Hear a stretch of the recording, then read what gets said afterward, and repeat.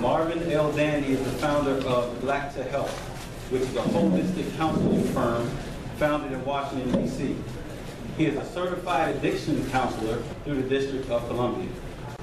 With this knowledge and training, he offers services that include, but are not limited to, counseling, individual and group, presentations, holistic health assessments and nutritional counseling, substance abuse screening and counseling, handwriting analysis, and motivational speaking. Without further ado, I introduce to you Mr. Marvin Dandy.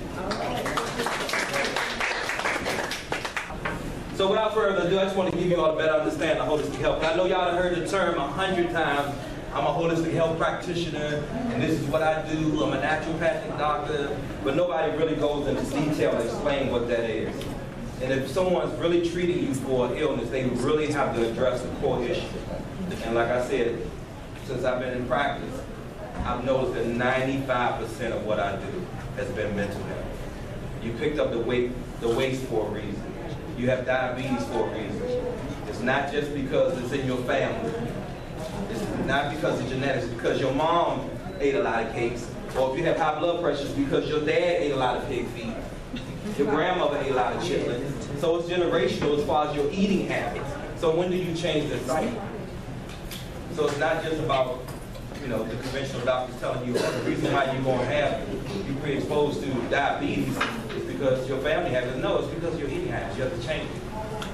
And I'm living proof of it because my dad had high blood pressure. I don't. I'm 46 years old. I have high blood pressure, diabetes, arthritis, gout, none of those kind of things. A lot of my friends and family do, but I don't. So I broke the cycle by changing what I eat. So with all that being said, that's what holistic health is all about, addressing all three core of those issues.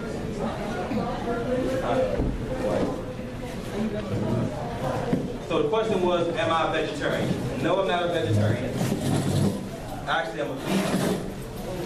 So a vegan doesn't eat. But you can't be a vegetarian. I'm not telling everybody to be a vegan. I'm not promoting being a vegan. So for those that don't know, can you explain the difference between a vegetarian and a vegan?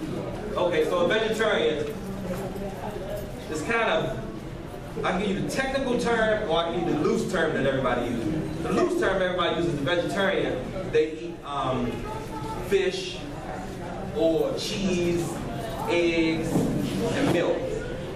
That's what a vegetarian is.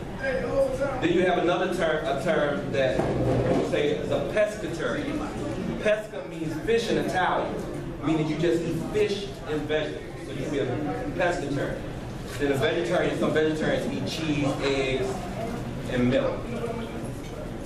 As a vegan don't eat any animal byproducts. It's a funny term that people say, if it bleeds and breathes, we don't eat it. So as a vegan, we don't eat any animal byproducts, so we don't do any cheese, any yogurt, any ice cream, any of those. So what do you eat? There's plenty, you gotta be creative. You can eat a lot of raw foods, live foods. You can juice your vegetables, your fruits.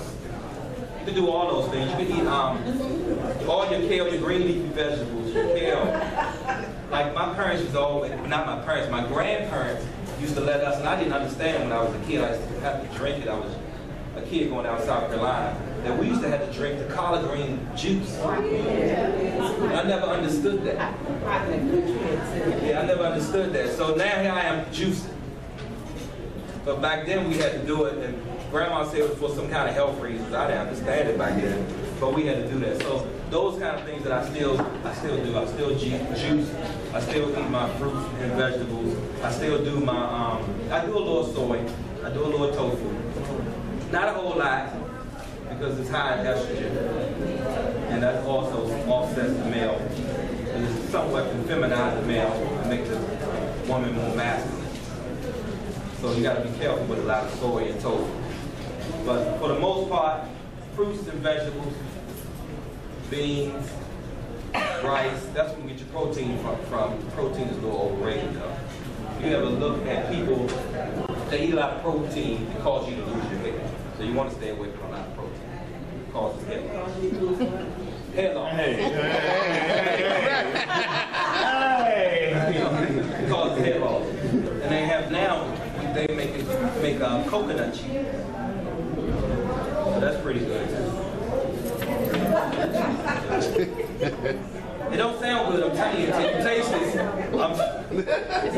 I come from a family, my father, he cooked two meats on Sunday.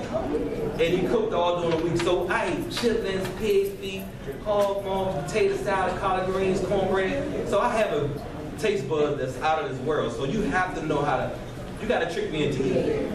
In other words, that's what I'm saying. So I'm not going to just eat some coconut milk like, oh, this is so good. I'm not going to type myself out. That's not happening.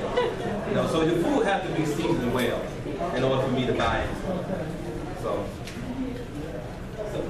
Do you do natural herbs? Do you do natural herbs? Yes, I do natural herbs. Yeah. I do that every day. Actually, I do sea moss. I do sea moss and salt palmetto every day, every morning. That's my breakfast. Sea moss, and when you get in your 40s, they say, now, well, salt palmetto helps with prostate. They say when you get in your 40s, men start to develop prostate cancer. And that comes from a number of things. But one thing in particular, which I can go into that at some point, not right now, because of time, because I have the system. But the sea moss also helps with energy, vitamin A, vitamin E, vitamin K.